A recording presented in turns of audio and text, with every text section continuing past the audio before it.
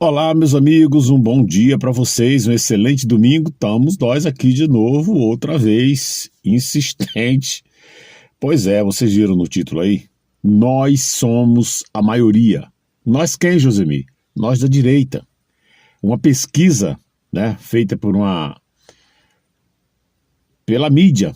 Eu vou mostrar para vocês aqui, são um minutinho só dessa matéria. Que vai mostrar para vocês essa matéria recente. Mas eu quero ler uma pesquisa também que foi feita em 2006. Poxa, há quase 20 anos, né?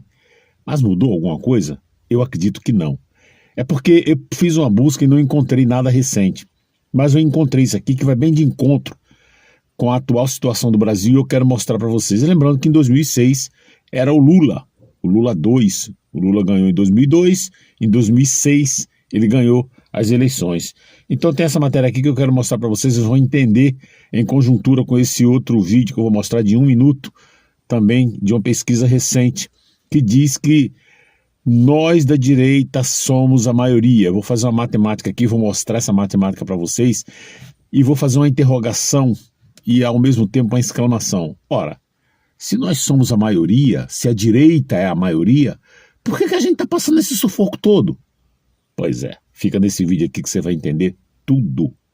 E aí vai ter que entrar o óbvio, né? O tal do centrão. Bom, vamos lá, gente. Vou soltar o vídeo aqui para vocês. Para vocês verem e depois eu vou explicar um detalhe para vocês aqui, tá bom?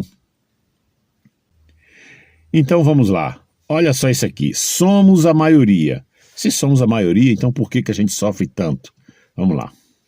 Pesquisa do Datafolha que mostra o seguinte: 35% dos brasileiros se classificam como estando à direita e 22% à esquerda. Margem de erro dessa pesquisa, 2 pontos percentuais para mais ou para menos. Vamos ver juntos aqui no telão esse resultado? Olha só, o Datafolha perguntou o seguinte aos entrevistados: em qual posição política você se colocaria? 35% diz que se colocaria à direita. 22% à esquerda. 17% dos brasileiros se consideram de centro. 11% centro-direita, 7% centro-esquerda e 8% alegaram que não sabem. Nessa pesquisa, o Datafolha ouviu 2.002 pessoas entre os dias 2 e 4 de dezembro. Nível de confiança dessa pesquisa é de 95%. Então a pergunta fica a seguinte: se esse povo se diz que é de direita, como é que ele vota na esquerda? Como é que o Lula está no poder? Eu não vou falar aqui negócio de urna não, tá, gente? Eu não vou falar negócio de urna não pelo seguinte, porque o que está em questão aqui é que o Lula tem muito voto, ainda tem muito votos, tá? E a gente se pergunta, caramba, como é que esse povo vota que não é só questão, aí que está o detalhe, não é só a questão do presidente. Como é que eles colocam tantos senadores, deputados federais, principalmente, não vou nem falar em governador, que se alinha à esquerda? Aí entra o centrão. É por causa do centrão. No dia que esse povo que se diz de direita entender isso, cara, tu é do centrão, você tem feito um mal muito grande, você é um lusco-fusco, uma hora tá na direita, outra hora tá na esquerda, puxando mais para a esquerda, porque a esquerda paga. Quando a gente fala esquerda, entenda-se Lula. Então, um dia que esse povo acordar e falar assim, olha, vamos fazer um alinhamento sim, é com a direita, presidente Flávio Bolsonaro e quem ele indicar. É óbvio que a esquerda sempre vai ter voto, mas uma minoria mesmo, e o centrão também teria voto. Não tem como você fugir, até porque, né, não tem parente, eles vão fazer as campanhas dele, tem as pessoas que vão porque vai pegar um cargo, aí pede por primo, por tudo, então vai ter voto, né? Mas não a ponto de prejudicar essa direita raiz mesmo, que se diz de direita. Esse povo se diz de direita por quê? Porque eles não combinam com a esquerda. Então isso significa que o problema é o centrão. Mas tem um outro fator muito importante que é agora que vai chegar, agora que é o principal da matéria, que eu vou ler aqui para vocês entenderem. Fica ligado no que eu vou ler para vocês aqui.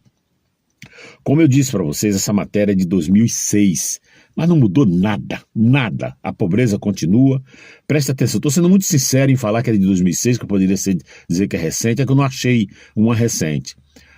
O novo eleitor é pobre e possui modestíssima escolaridade. Mudou alguma coisa? E se tem, pergunta para ele a capital de Alagoas, ele não sabe. Pergunta para ele a capital do Paraná, pergunta para ele a capital do Rio de Janeiro, ele não vai saber.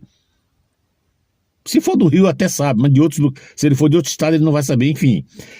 Essa é a turma. A gente tem visto aí, o cara vai para a escola, mas não aprende. Desaprende.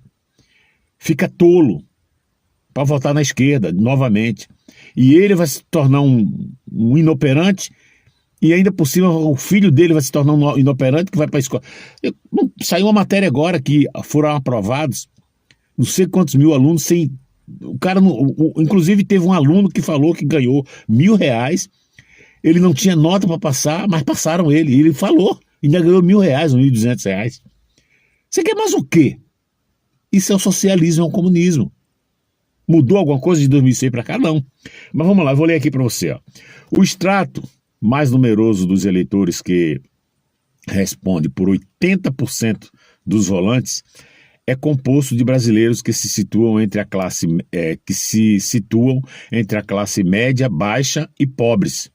Juntos, eles somam 93 milhões de pessoas, um contingente maior que a maioria da democracia do mundo. Na prática, são esses 93 milhões de eleitores e modestas posses, são esses 93 milhões de eleitores de modestas posses, educação e horizontes que decidirão quem ocupará o Palácio do Planalto. Aqui no caso eles falam de 2006. Vocês estão entendendo? Mudou alguma coisa para hoje? Não. Esses eleitores compõem um conjunto heterogêneo, mas exibem características comuns. Eles têm renda mensal entre R$200 e R$1.000. Na época eu não sei quanto que era o salário mínimo. Eu não lembro quanto que era o salário mínimo na época, mas com certeza aqui são pessoas assalariadas, né? Dá para a gente perceber aqui. Some-se isso, que a maioria é jovem, 52%, tem entre 16 e 35 anos e do sexo feminino, 51%. O novo perfil do eleitorado parece não ter sido absorvido pelos políticos. As migrações internas associadas ao intenso processo de urbanização do país tornaram menos nítido esse tipo de divisão geográfica. Agora vem o interessante, ó. Existem 35 milhões de eleitores pobres da periferia das grandes cidades, mais do que há em todo o interior da região Nordeste. Mas ninguém apresenta propostas específicas para esse contingente que, embora desorganizado, é uma potência numérica em termos de quantidade de votos. Vamos lá. Aqui está dizendo que 35% desses eleitores, foi isso mesmo que eu li? Vou falar se foi porcentagem. 35 milhões, dos 93 milhões, 35 milhões, isso em 2006, tá? O número de eleitores hoje mudou, aumentou, provavelmente não é mais 35 também, deve ter aumentado. 35 milhões de eleitores estão na periferia, ou seja, a gente fala muito no Nordeste, mas eu já falei, justamente por eu morar num lugar que tem muita comunidade, muita periferia, 35 milhões estão nas periferias de todas as capitais, Salvador, Ceará, Rio de Janeiro. São esses os eleitores do Lula. São esses o foco do Lula. Enquanto na época o Bolsonaro ia muito na periferia, mas não nas comunidades em si, né? Ele não alcançavam esse povo. Todo mundo sabe que ele não tinha acesso, porque nas comunidades, e até em asfalto, tem alguns lugares que político não entra, mesmo não sendo comunidade, mesmo sendo a cidade, não vão, porque o tráfico comanda e não deixa político entrar ali. Então, por conta disso, né, o Bolsonaro não tinha acesso. Eu acho tá na hora desse giro ali falando que os governos não têm plano para isso, mas o Lula tem. O Lula entra. Né? Ele não fala escancaradamente, mas ele entra, então ele tem plano, ele fala. Só que não leva benefício nenhum. Aquele benefício que ele levou nesses 20 anos que o PT ficou no poder. Pois é. Tá na hora, e eu peço a Deus que o Flávio que preste atenção nisso, para ele começar a furar esse bloqueio. Ele furar esse bloqueio e abocanhar. Ele não vai abocanhar todo mundo, seja por proposta de governo, né? Ele não vai conseguir abocanhar todo mundo, mas se ele conseguir tirar uma fatia boa dessa turma da periferia, né? Muitos deles ali são incentivados pela televisão. O Lula agora fez uma campanha. No dia do Natal ele fez uma campanha que inclusive já estão caindo de pau em cima dele, ele não poderia fazer isso. Olha, os 5 mil reais, né, do imposto de renda, que agora só quem ganha acima de 5 mil que vai ter que declarar, ele vai usar isso. Observe que ele ficou 4 anos, agora no último ano, penúltimo ano, já no ano anterior às eleições, ele pediu a aprovação disso e pagou caro para ser aprovado. É uma ideia que não era uma ideia dele, esse valor de 5 mil era do Bolsonaro. Bolsonaro não conseguiu, porque na época o Congresso era todo contra o Bolsonaro, ele não tinha uma maioria na Câmara, né? Não tinha nem no Senado nem na Câmara. Hoje a direita até tem uma força na Câmara, mas tem um empecilho que é o presidente da Câmara. Então ele não conseguiu votar. Tudo que o Bolsonaro fez de ideias, o Lula veio e o que não foi aprovado, eu vou aprovar, que é uma coisa boa, eu vou aprovar. E está levando para ele o mérito. Mas isso foi uma ideia do Bolsonaro. Vocês estão entendendo? E tantas outras coisas, como eu venho falando aqui. Ele vai usar tudo isso nas eleições. Tudo, você não tenha dúvida. Foi eu que fiz. Uma ideia do Bolsonaro. Nós temos aí a ponte do Rio Araguaia. Foi o Bolsonaro que praticamente concluiu aquela ponte ali, que já vinha, ó, né? Tinha planos, ele foi lá e falou, vamos fazer, e pum, fez. Infelizmente não deu tempo. E isso considerando que o cara só governou por 2 anos, porque 2 anos foi pandemia. O governo não tinha dinheiro, porque não arrecadava. E aí o Lula veio, foi lá, inaugurou, então... Mas graças a Deus, graças às redes sociais, existem milhões de vídeos mostrando, olha, essa é a ponte do Bolsonaro. O Lula só inaugurou, mas 99% foi o Bolsonaro que fez. Engraçado que o Lula fez lá os seus 90% de jogar água para o Nordeste, mas não concluiu, né? Não concluiu, diferentemente dessa ponte, que o Bolsonaro não teve tempo. O Lula teve tempo, porque o Lula ficou no poder 16 anos, ele não jogou água porque ele não quis mesmo. Foi da época dele ainda que ele adiou, disse que a Dilma ia concluir em 2012, ela entrou em 2010, depois dos 2 mandatos do Lula. Ela ficou, não reelegeu em 2014, não concluiu, foi impeachment em 2016 e não concluiu. Então eles tinham tempo suficiente. Então, diferentemente dessa ponte, com outras obras que o Bolsonaro deixou, o que é natural. Mas você tem que ver aí o contraponto. O cara teve tempo para fazer? Não teve. E olha que eles trabalharam pesado, com um detalhe. O orçamento enxutinho, não teve esse negócio, começou com 20 milhões, agora é 50 milhões, não, igual o PT faz, não. Mas enfim, no dia que essa turma entender isso aí, gente, essa jogada política, é votar no presidente e votar em todos os senadores que aquele candidato indicar. Aí o país vai ficar beleza. Fora isso, não adianta. Então aqui está explicado. A gente está falando aqui da periferia, agora junta com os pessoal do Nordeste. Eu não li aqui uma parte não, mas tem uma parte da matéria aqui que diz que muitos desses cantões não entram na internet. Só TV. O que é TV? Se é TV bombardear para a esquerda, nesse ponto, nesse lugar onde não entra a internet, eles vão votar na esquerda, porque está só falando bem da esquerda. Aí o governo Lula, que hoje é de esquerda, que está no poder, o que vai acontecer no ano da eleição?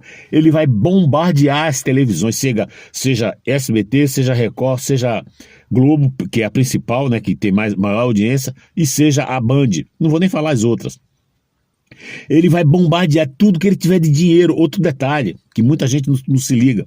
O Brasil está sem dinheiro, né? Milhões de pessoas esperando a aposentadoria, né? Tá tudo travado. Você sabe por quê? Ele vai jogar tudo no ano da eleição. Pode contar. Agora, se o povo tiver inteligência, não. Esse cara armou, tá jogando isso para iludir a gente. Eu não voto mais nele. Se o dia que o pessoal entender isso, aí o Brasil vai... Porque ele faz isso é jogada política antiga, suja, baixa, enganar o eleitor. E esses que se dizem de direita, que é a maioria, 35%, né, se dizem de direita, lembrando que a gente falou, José Mi, 100%, 35%, não. 35% que ela falou que se diz direita, mas da esquerda, Foram apenas 21%, então a maioria esmagadora se diz de direita. E os outros, Josemir? Os outros disseram que não sabem para onde que lado vai e tal, enfim. Mas vocês estão entendendo a situação? Então, se nós... E não precisa nem de pesquisa, a gente sabe que a maioria do brasileiro é de direita, é pessoa de bem, se diz cristão. Mas vai nessa igreja que o pastor diz que é para votar no Lula, né? Inclusive tem um tal de Otônio de Paulo aí que se diz pastor. O cara não faz mais nada na vida a não ser perseguir o Flávio Bolsonaro. Agora ele disse que não é mais de direita, não precisa caminhar, é melhor caminhar sozinho. Então vai, meu irmão. Eu me admiro você, um pastor, falar uma besteira dessa que é melhor caminhar sozinho, sabendo que ninguém levanta um peso sozinho. Você vai levantar um peso sozinho? Não tem como. Se for uma pena, uma coisa leve, você levanta, mas se for um peso sozinho, você não levanta. E o Brasil tá pesado, meu irmão. Tem que ter conjuntura, tem que ter união, senão não vai. Agora, um cara que conhece o comunismo, sabe que não bate com o cristianismo, falar umas bobagens dessa. Pastor, quem te viu e quem te vê, como é que você mudou, hein? Sabe o que é isso, pastor? Isso é ódio no coração. Eu vou ficar por aqui. Para você que assistiu, muito obrigado. Não esqueça do seu like, do seu comentário, compartilhar o vídeo. Um abraço, que Deus abençoe você, sua família. Um ótimo domingo. Um abraço, até a próxima.